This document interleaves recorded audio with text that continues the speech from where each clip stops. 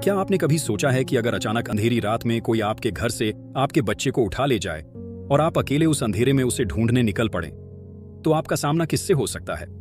यह कहानी है रमेश की, जिसने अपने बेटे अर्जुन को बचाने के लिए मौत और डर दोनों से लड़ाई की। रात के सन्नाटे में अचानक से चीखने की आवाज आई और रमेश का दिल दहल उठा। वह घबराकर कमरे से बाहर दौड़ा और देखा कि उसका इकलौता बेटा अर्जुन बिस्तर पर नहीं था। खिड़की खुली हुई थी और पर्दों से ठंडी हवा अंदर आ रही थी। कमरे के कोने में मिट्टी के निशान थे, जैसे कोई भारी चीज घसीटते हुए बाहर ले जाई गई हो। रमेश की सांस अटक गई। पूरे गांव में हमेशा से यह अफवाह फैलती रही थी कि जंगल के उस पार खंडहर हवेली में एक डायन रहती है जो छोटे बच्चों को उठा ले जाती है। रमेश को तुरंत वहीं शक हुआ। उसने लालटेन उठाई और अंधेरे में जंगल की ओर दौड़ पड़ा। बाहर पूरा गांव सन्नाटे में डूबा था। कहीं कहीं कुत्तों के भौंकने की आवाज आ रही थी और पेड़ों की टहनियां हवा में हिल रही थी। रात इतनी घनी थी कि लालटेन की लौ भी मुश्किल से 2 कदम आगे तक दिखा पा रही थी। रमेश का दिल जोर जोर से धड़क रहा था, लेकिन उसने कदम तेज कर दिए। जंगल में घुसते ही सन्नाटा और गहरा हो गया। चारों ओर अजीब अजीब आवाजें आने लगी, जैसे कोई फुसफुसा रहा हो। पेड़ों के बीच से चमगादड़ अचानक निकलकर उसके सिर के ऊपर से गुजरे तो वह चौंक गया, लेकिन रुका नहीं। हर कदम पर उसे लग रहा था कोई उसका पीछा कर रहा है, लेकिन पीछे मुड़कर देखता तो केवल अंधेरा और झूमते हुए पेड़ दिखाई देते। उसे बार बार अर्जुन की सिसकियों की कल्पना सुनाई देती थी और वही आवाज उसे आगे बढ़ने की ताकत दे रही थी।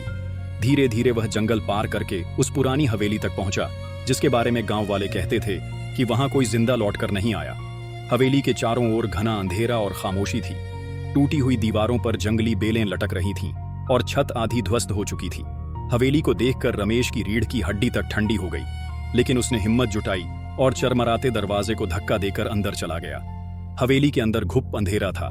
दीवारों पर काई जमी हुई थी और जगह जगह मकड़ी के जाले लटक रहे थे। फर्श पर उसके कदम रखते ही लकड़ी की पट्टियां चरमराकर टूटने जैसी आवाज करने लगी।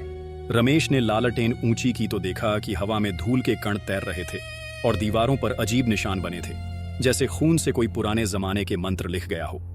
उसकी रीढ़ की हड्डी में ठंडी लहर दौड़ गई, लेकिन उसने हार नहीं मानी।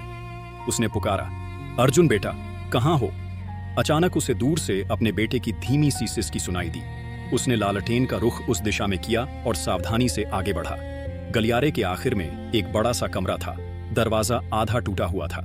रमेश जैसे ही अंदर पहुंचा, उसने देखा कि अर्जुन जमीन पर बैठा रो रहा है और उसके चारों ओर अजीब सी परछाइयां मंडरा रही हैं। रमेश ने तुरंत दौड़कर अर्जुन को अपनी बाहों में भर लिया, लेकिन तभी कमरे की छत से एक जोरदार चीख सुनाई दी। उसने ऊपर देखा तो उसकी आंखें फटी की फटी रह गईं। छत से उल्टी लटकी हुई एक लंबी सी औरत झूल रही थी। उसके बाल जमीन तक लटके हुए थे। चेहरा भयानक था, आंखें लाल जलती हुई और मुंह से खून टपक रहा था। रमेश समझ गया कि यही वह डायन है जो बच्चों को उठाकर ले जाती है। डायन ने खौफनाक हंसी हंसते हुए कहा, आज मेरा